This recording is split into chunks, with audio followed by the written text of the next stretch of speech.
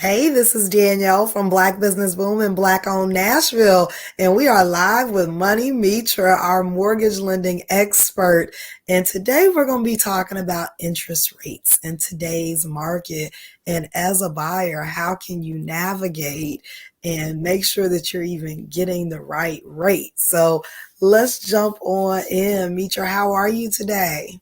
I'm doing very well, thank you. How are you today, Danielle? I'm fantastic. I can't complain at all. I'm wrapping up soon, so I'm happy about that. Right.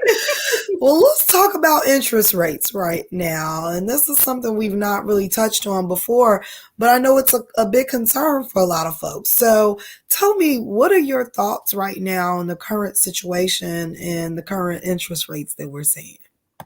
So, rates have definitely been on the rise, actually rising faster in the last 2 to 3 months than we've seen in the last several years. I've been doing mortgage lending for 10 years and I've never seen as much volatility in my entire career. So, with that being said, it's just important that, if, especially for people that are very, close in their purchasing power to really start, you know, getting very serious and locking a rate in, if possible that way, because I hear people saying, I'm going to wait till the end of the year. Well, based upon the way things are looking, that rate at the end of the year could be even much higher, which could also minimize, the ability and how much you're able to buy when it comes to purchasing a home. That is great. Great information. And I know a lot of folks are just overall thinking they're going to wait this market out. And, because there's just so many things going on, especially in Tennessee. House prices are up, interest rates are all over the place. And so, how can people really strategize around the current interest rate situation or just the current situation overall? What is a way that people can actually strategize and make sure that they're still able to make the moves they're looking to make, but not being impacted greatly by the interest rates? So, one piece of advice I would give is to really have realistic expectations. If you're getting pre qualified or pre approved by a lender, let's say you're pre approved for $400,000, it's probably good to actually kind of scale back because if that's at the top of your price point, really that 400 could really be 350. And so being realistic, because a lot of times we have good intention, but as buyers, we get out in the market, we fall in love with something and we are pushing right up against that 400, we end up over it. And with every time that the rate increases, that also increases, the debt to income ratio as well. So what I've been telling people, just like we've been hearing this quote, yesterday's price is not today's price. Yesterday's pre-approval is not today's pre-approval either. So, again, scaling back, not going all the way to the max of your pre-approval. That way you're giving yourself some wiggle room. And especially when it comes to new construction, because a lot of times new construction may be very far out. If it's at the end of the year, I'm going to go ahead and boost up the interest rate just to make sure that the debt to income ratio even works that far out to make sure that the borrower can still purchase the home. That's great. Did not know. We learning all kind of things today, Mitra. I love it. So when it comes to keeping abreast of what's going on in the market and how, like checking rates, how often does it make sense for someone who's in the market to actually be checking those rates?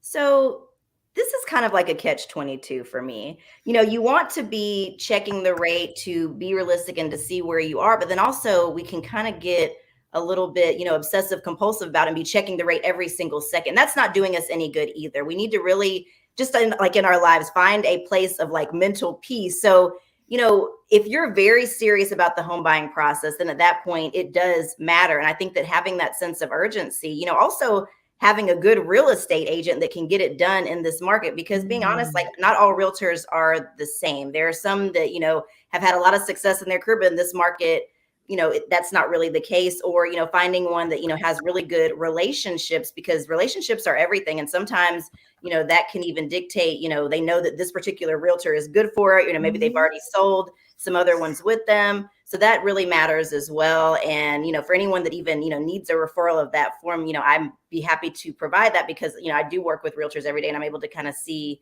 where that's going as well. I love it. So we talked about the fact that some folks are feeling like they're going to wait it out, see what happens. And we know that there's been a lot of fluctuation. So how patient should someone be? Should they be giving it to the next month? Do you think it's time, just go ahead and get locked in? What do you think? How patient should someone be? So you have to be patient in the sense that you don't want to, have yourself getting frustrated and then throwing up your dreams of home ownership altogether. And I kind of have been, comparing it to like, as a kid when we're growing up, like our parents, for example, our moms may have told us something, but they've been through it before and they have the wisdom, but we don't always understand that. So we are like, you know what, we're Mhm. going to bump our heads and figure it out the hard way when really we could have just listened to them from the jump and saved ourselves time, energy, and heartache. So the same thing applies, to this market when it comes to buyers. And I've been having this conversation. It's like you can listen to your team, get yourself a great team, a great realtor, a great lender, combination or duo that's really going to guide you, that's going to fight for you and help you navigate through that patience, because it is very frustrating. I've been seeing that, and you really want to have like a safe space and good connection, with your team to be able to navigate through that storm. So that way, now when your mom tells you, it's like that learning curve can be much short. And you're like, you know what? I'm going to listen to what you're saying. And this is just, a very recurring theme that I've been seeing, over and over lately.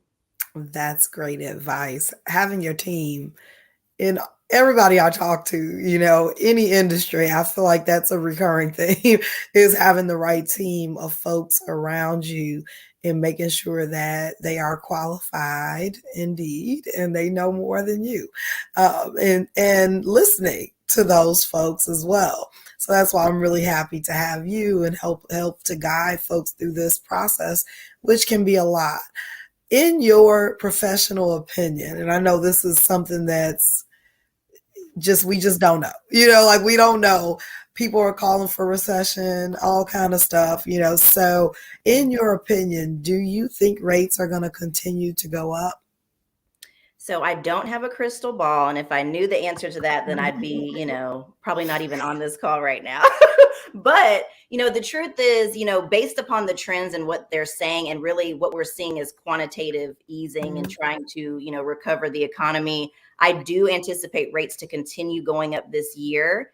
Maybe even, I don't know exactly when it will end. There are some people that are projecting that, rates could get up to 6%, which we're already, in some programs getting close to that, but even up to 10%.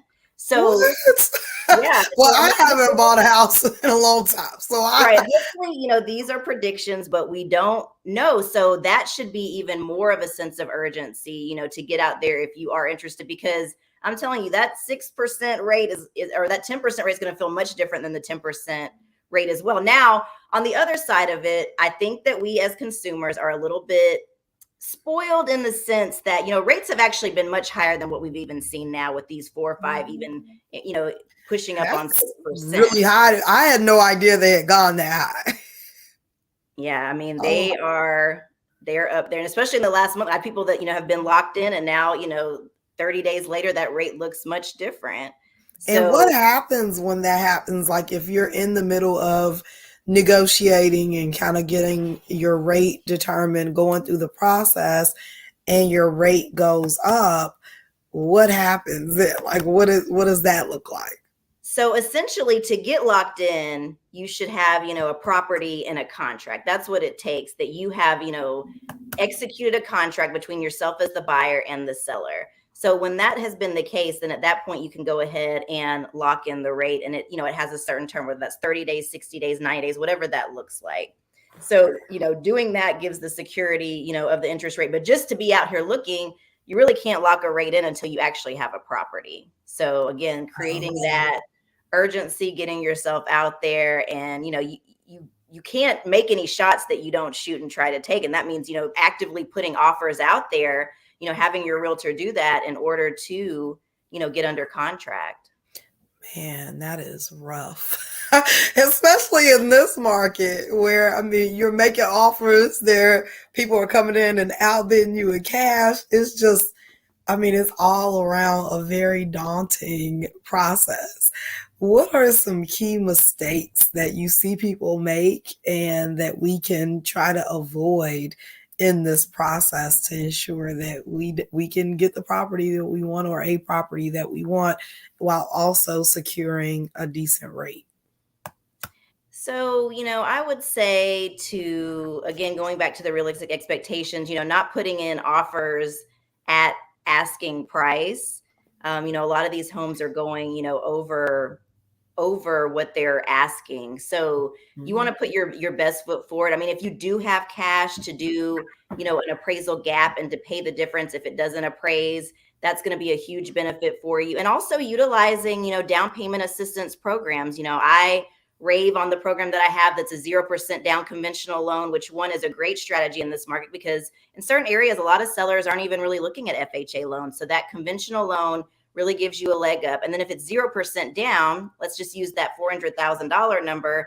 Typically you're putting 3.5 to 5% down. So on conventional, that would be $20,000. Mhm. Now, if you haven't put that money down, you have that $20,000 to play with, whether that be, over asking with the appraisal gap or, just having more money, towards your closing costs. I think a lot of people have been waiting and they are not always aware that these programs exist. And you may very well qualify for it and be ready now and not have to continue to keep saving money and then having to deal with interest rates that are higher, later on. So it's really important, to, I think one of the biggest things that I love about, in this group, people that have reached out to me is that a lot of times sometimes they get pre-approved. They're like, I didn't even think that I was ready or I could do this right now. So that's like the most amazing feeling to me to Oh, see wow. people, yes, show up for That's so themselves. It's exciting. so inspiring to me because I know it's scary. It's a scary process. We're hearing all these things. Oh, the rate's going up. The values are high. But what do you have to lose? Because you may be so much closer than you even think or know. And sometimes, people are ready and I can give them a pre-approval letter. Sometimes I'm just doing a few little tweaks, do this, get your score up. You're just, some points off or whatnot. But you really don't know until you show up for yourselves and see where you are. Man, that is amazing. Like that really made me happy. Because I mean, imagine there's so many things in life that we'll talk ourselves out of, don't apply for that job. You're not going to get it or you're not going to get that loan. You can't afford to do that. And then just the feeling when you surprise yourself and what you're able to do, like I've been there, and that's just an amazing feeling, especially something as big as purchasing a home. Like this is Yes. something that you can literally use to create wealth for your family. And so Yes. that is really exciting. I love it. So if someone is ready and they feel like, hey, let's give it a go. Let's see what happens. Maybe I can get approved. But if not, I love that you said you can give them some tips on here are the things that you have to do to get ready. How can they reach you to get started in that process? So they can go to my website at www.moneymitramortgage.com, and there's a link that they can fill out the application. I'll even, attach the link below, if it's We not have safe. it in the caption. Okay, awesome. So you can just go down here, click that link, fill out the application, and get started, doing that. And then also, you feel free to email me. If you search within the group, you'll see, there's a flyer with my, phone number, my email address, and I, look forward to, working with you, guiding you through that process, and really showing you how to use your home as the biggest investment vehicle that we most often ever even make, and how to turn that home into your own bank, because that's what it is. And so I've just been urging people, like that same house that you're complaining about, that's $400,000, that last year was 300,000, the year before that 250. If that same house is going to cost you 450 at the end of the year, would you bet on yourself and show up and complete the application right now? Because all you're going to be doing is complaining and over Yeah, and crying over yeah. spilled milk, when really you have the opportunity to get started right now. And like Yeah, a I said, lot of folks think they're going to wait out this market, and meanwhile, the interest rates are going up, the house prices are going up, there are more people moving to the area. We don't know when things are going to change. Like exactly, we really especially in have no Middle idea. Tennessee, Nashville and surrounding areas, because there's so much development. You have to follow the money. You have to even get in front of the money, not even follow it. And all these developments that are coming up, all these tech companies that are coming, there's a lot of money here. Sometimes we don't understand that if we've just been here, we can't see outside of our own Mhm. bubble. But I urge you just to take a look at what's going on around you, because showing up for yourself and making that investment, you could very well be sitting on, 6 figures of equity in the next year or two. And that's the great thing about it is that, I mean, you're building equity. We sat, me and my fiance sat and just talked about, some folks we know that have been renting for a really long time, like 18 years. They have been in the same apartment for 18 years. We crunched the numbers. Like, we were like, oh my God, they've given these people all this money over Mhm. the last 18 years. Imagine what type of equity they could have had. They could have paid off a house by now and been able to sell it in this market. So, many times we're sitting back waiting and waiting and waiting on things to change when we need to change. It's us that needs to change, or our Mhm. mindset that needs to change, or maybe we need to work on, our credit or whatever it might be. But it's time for us to look internally and figure out what we need to do to get started and make the changes we need to do to take advantage of the market versus being scared of it or running from Mhm. it. Right. This was wonderful, Mitra. I'm excited to have you as always. Learned a lot here today. I had no idea the rates were up like that. So if I went and applied for something right now, I would have been shocked. One last question. Once someone applies, or let's say when they're getting prepared to apply, what should they have handy? Like what numbers or things that should they be prepared to get entered into that application? So the main three components when it comes to a loan that I look at are the income, the down payment, and the credit. So having their income information readily available, especially if you're self-employed, go ahead and upload the last 2 years of tax returns, because that's what I'll be using to calculate that income. If you're hourly, it would be really great to see your last 1 month of pay stubs, as well as the last, 2 years W-2s. And really, if you have them, the last pay stub for the last 2 years, especially if you have overtime and bonus, because I'm looking Mm-hmm. at averages there. I can't just use that. I can use the base, but I need to see some numbers to be able to calculate that. And then, the credit, I'll pull the credit. So we'll see what that middle score is. And that's what we use as lenders. And then, down payment, if there is a down payment. If not, when I say down payment, I'm talking about assets, and let me see the money that you have, for cash to close. So making sure you have enough to cover the closing cost, if you're using a no down payment loan. Okay. Wonderful. I'm excited again just to have you excited that folks are getting their applications in. If you're tuned in, you got the link. It's right in the caption. Follow that link, get your application in, see where you stand. You may surprise yourself, but if not, Mitra is here to guide you through the process, let you know what you need to do to get ready. Amazing session again, Mitra. I'm really honored to have you as part of the team, and we'll see you again next month. See you next month. And thank you so much. It's a blessing to be here as well. Thank you. Yes.